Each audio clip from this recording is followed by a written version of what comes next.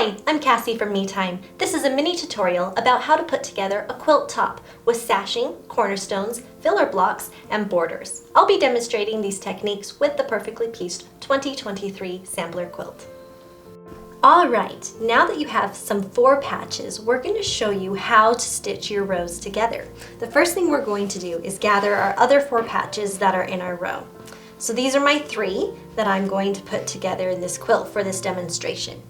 And then I'm going to take our sashing, which we already quilted, and I'm going to place them where they're going to go. So we're going to stitch them just like this. So you're going to take your block and you're going to set it here, and you're going to take your sashing and you're going to put them right sides together.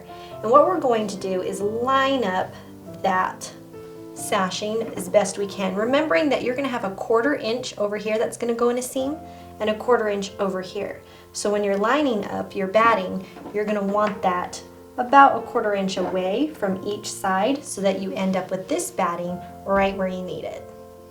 So once you have everything situated the way you want it, you're going to take your sewing clips and you're just going to clip that border on. You can use as many as you wish or as few as you wish. It doesn't matter. You can use whatever you like as long as you feel comfortable sewing that seam.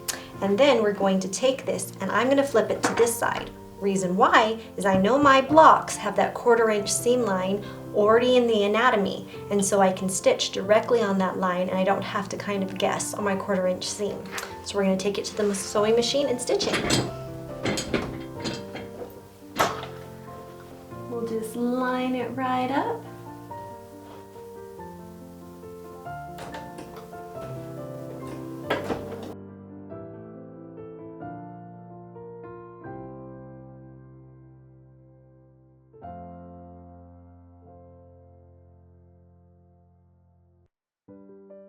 Okay, and what you'll notice straight off is that my border isn't the exact length that I need for my blocks. So at this point, I can go ahead and just trim it so that they're the same size, because I already spent the time making sure I had it centered. So I'm just going to give it a teeny little clip, just like that. All right, and then I can take it over here and I'm going to iron it. There's a lot of ironing when you're sewing a quilt together. We want to make sure that all of our seams are laying nice and flat. So I'm going to come in here and I'm going to just kind of move apart all the different threads and fabric pieces so I can get it nice and flat. And then after I have it all open and warmed up, we're going to put the clapper on and we're going to just hold it until it cools. Okay. Now that I have that one ready, I need to move to the next block. Now everything should be exactly where I need it and the exact same size. But if you want to double check both sides, you can always clip the length after you get this next block on. So I'm going to line it up, massage the fabric into place so we don't have excess in the seams. And then we can go ahead and clip it and we can sew this line as well. Same story as before.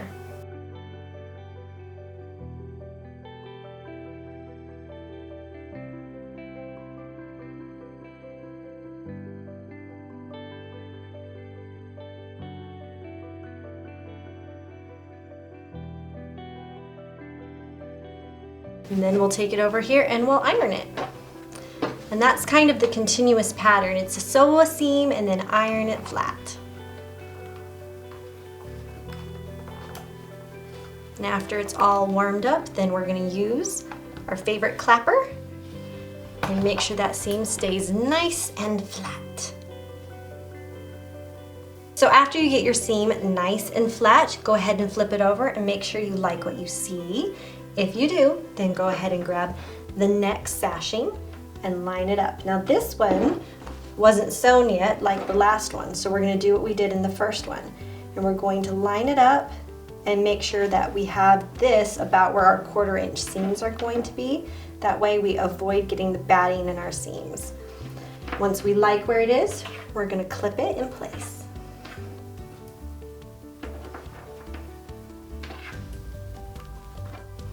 Okay, then bring it over to our sewing machine and stitch our line.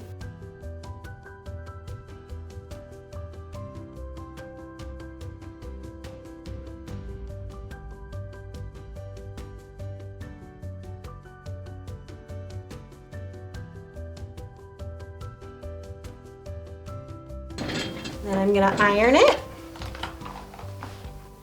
It's starting to get bigger, and that's okay. Press a little bit on that center seam if you can feel it humping a little bit, and then help it cool down. The nice thing about the wood is it kind of absorbs that heat, and if you're using moisture, it does that a little bit too. And then after we have it where we want it, it feels a lot cooler, we're to our last block. Now last time I trimmed it here, I'm going to show you what it looks like if you decide that you want to put the next one on before you trim it. So that way you can see it both ways, either is fine. So we're going to turn our quilt that way. Without trimming it, you do have to spend a little bit of more time kind of lining up your blocks, which is kind of nice about trimming it, is that way you don't have to worry about lining it up because it already is. Okay. But I want you to see both ways. So now that I have it where I want it, I'm going to clip it and do the same thing.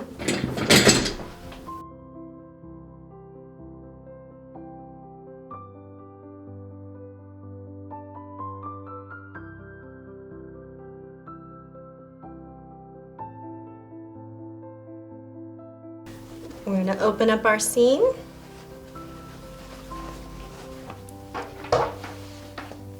Take our iron and do the same thing we did with all the rest of them. Make sure that we heat that up nice in the center. And then we're going to trade our iron for our wood clapper and hold it tight. Give it a chance to cool. And then since we didn't trim it beforehand, if you want this method instead, now is when we're going to trim it. So we're going to just take our scissors and cut off that excess, twirl it around, and do that here. So you can choose whichever way you prefer, but now you know how you can use both methods. Ta-da! All right, now that we have this whole row done with this sashing in between and on the ends of the blocks, we're going to do a row of sashing and the cornerstones here on the bottom. And it's going to be the bottom of the quilt, so we're excited to do that. So I have here a bunch of cornerstones, also known as filler blocks, and the sashing. So we're going to use our little sashing pieces kind of as a guide to make sure that they're going to match up with the blocks. The reason we want to do this is once we have it sewn on, we want to have beautiful, perfect corners right here. So I'm going to set this on top, and I'm going to measure and see kind of where I'm at and make sure I know how much extra fabric I have. So I'm going to pull this a little to the center so you can see. This one I have a little bit more fabric than I do over here. So that tells me that if I just sewed the cornerstone on, I would have this off center.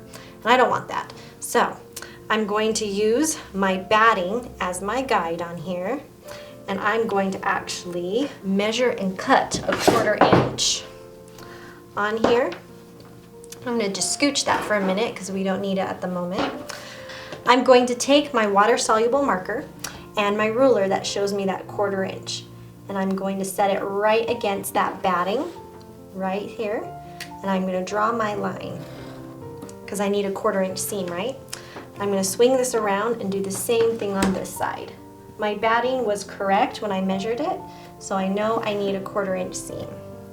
Okay, so now that I have that marked, I'm going to take my scissors and I'm going to cut right on that line I just drew on both sides so that I've got rid of all the excess fabric. You can keep that in your quilt if you want, but I like to get rid of it because it helps me line everything up better. So then I can take my cornerstone, and I know I want it to face this direction. So I want to put it like this, line it up, and then I'm going to take it to my sewing machine and I'm going to stitch it.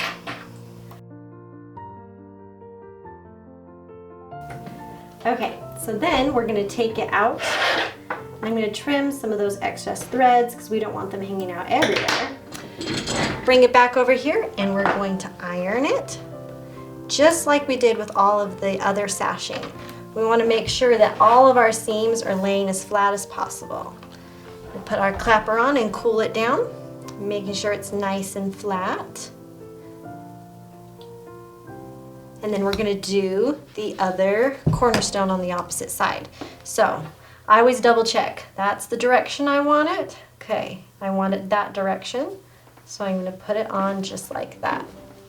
Make sure that I clip it. Now this one has a little bit of excess stabilizer, so I'm going to make sure that that stays above my fabric line. We're going to clip it here and then take it to our machine. And again, I know that this is a perfect 1/4 inch seam, so I just measured it. So I'm going to slip it in and stitch right against that batting line.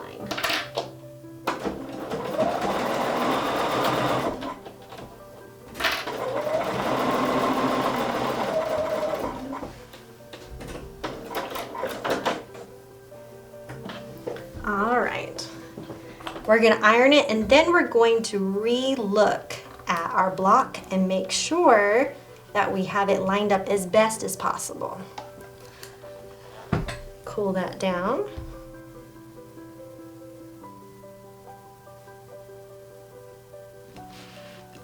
Once it feels a lot cooler, then I can check it.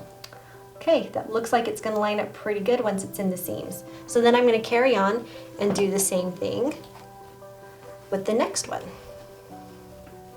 Okay, so we're going to show you how to do the next one again. Now this one is going to match up with this block. So I want to make sure that it's going to line up okay. Looks like it will. So I'm going to go and I'm going to measure my 1/4 inch seam. Again, the batting is matching up with the batting. So I'm going to take my marker, I'm going to mark that, flip it over, line my 1/4 inch with that batting, and mark that one. Trim off the extra. Again, you can leave it in your quilt if you'd like to, but I like to have less bulk. So I'm going to get rid of it. Alright. Now, the fun thing is I already have one of these on here, and so I get to put this one right here next to it and not worry about doing it separately, because we're making a long strip right now with these. And stitch our seam line.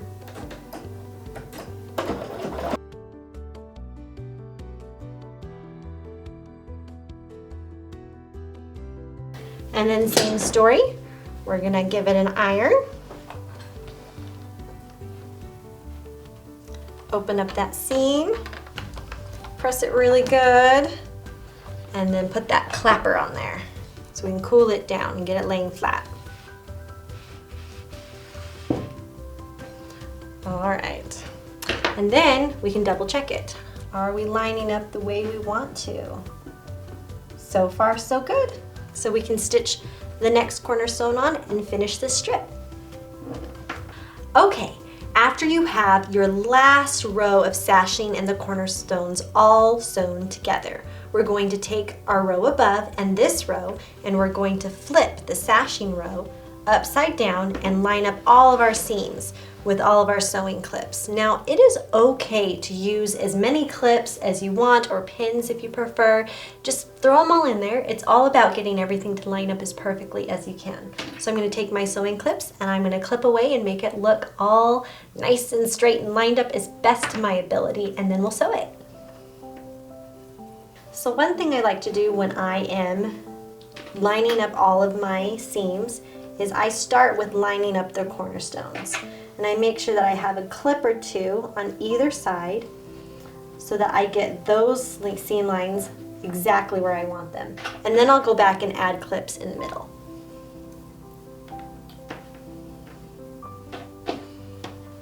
So I'll get those to where I want them and then come back in and just clip those so that they lay where I want them to. All right, after we have everything all clipped in place, we're going to take our strips here and we're going to put it right here into the sewing machine, and we're going to make sure we stitch with the 1/4 inch seam allowance and stitch this on.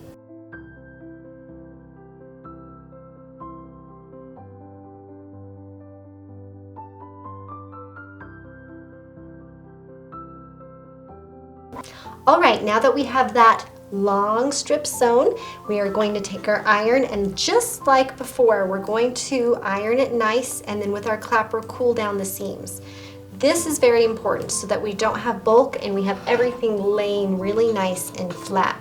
Because it's a really long section, you do have to do this in tiny pieces. So we're going to just iron that and then move it along down on our mat and then do the next bit. The good news is after we have this ironed, then we can put this piece with the rest of the quilt. Okay, so what I just finished with you is sewing that bottom row. Now this is going to need to be joined to the rest of the quilt. So I'm going to go ahead and grab it, and we're going to unfold it.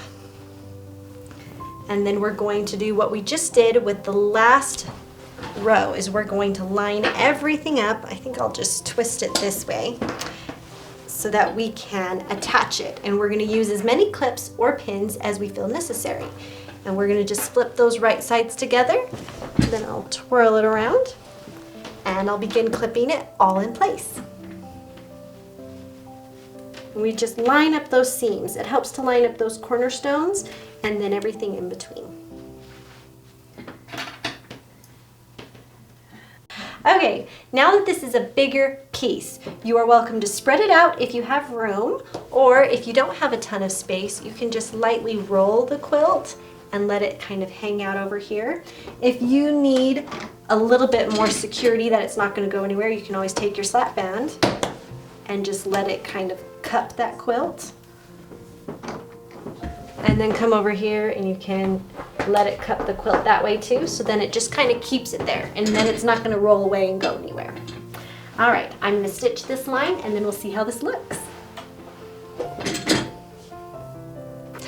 Okay, after we have an entire quilt top ready to get the borders put on, we're going to spread it out in front of us. And because of difference of seam lines and things shifting, moving, we can't just guarantee that the borders that we cut are going to fit perfectly. So we're going to take a measuring tape. We're going to set that border aside for a second. And we're going to measure through the center. We're going to start here at the top, measure down, and see where we land. And so I'm at about 42 and a half. So I'm going to cut these borders to 42 and a half for the two long sides. We're going to leave the shorter sides till after we get these borders attached. We're going to pin or clip them on and then sew a nice stitch. All right, now that we have everything measured and cut to size, we're going to put it into the machine and we're going to stitch everything at a 1/4 inch seam. So I will take the quilt and I'm just going to lightly fold it and twist it over so that I can keep it mostly out of my way. And then I'm just going to set it under here and stitch away.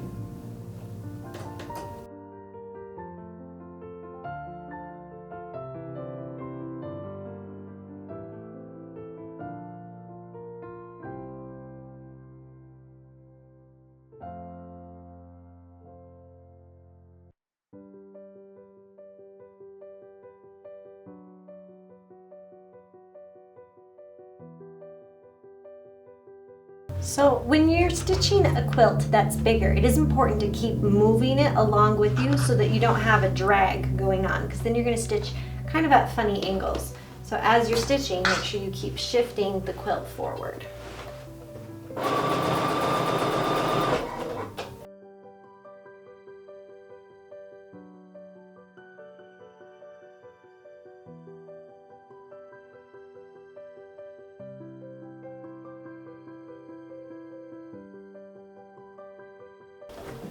All right, after you're finished stitching all of your seams, remember to open them all up and press them good. Use your clapper to make sure that you let the seams cool down so that they can be nice and flat and beautiful. So I'm going to take care of that and then we'll be right back to do the top borders.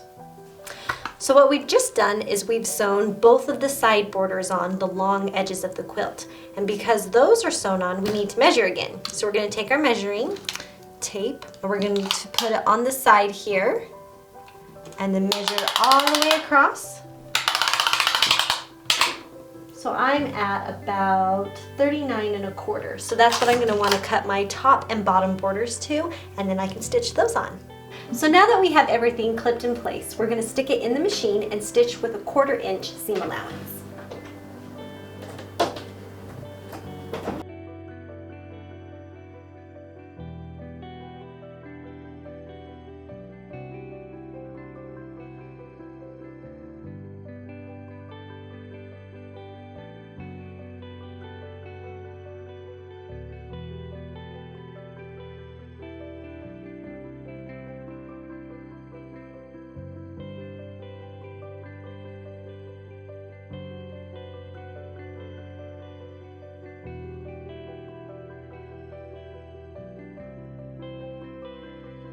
Once you get one side done, we're going to just twist and flip to the other.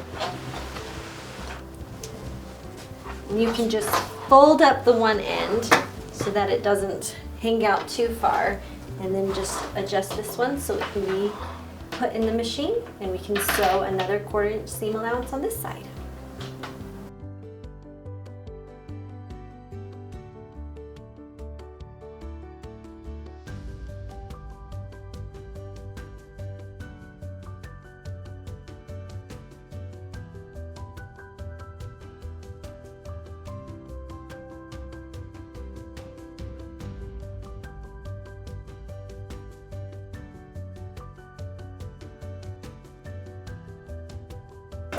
Once you're all finished sewing your seams, we're going to open them up and give them a nice press and make sure everything's laying nice and flat before we do the next part. Thanks for joining me for this mini tutorial. This project is from the Perfectly Pieced subscription by MeTime, which is for machine embroidery. Perfectly Pieced gives you perfect blocks every time. We deliver complete machine embroidery experiences right to your door with files, instructions, fabric, and notions, so you can start creating beautiful quilting projects the moment you're ready. Find more about MeTime at metimedelivered.com or follow the link below. Please like and subscribe for more machine embroidery content. Now go enjoy some well-deserved me time.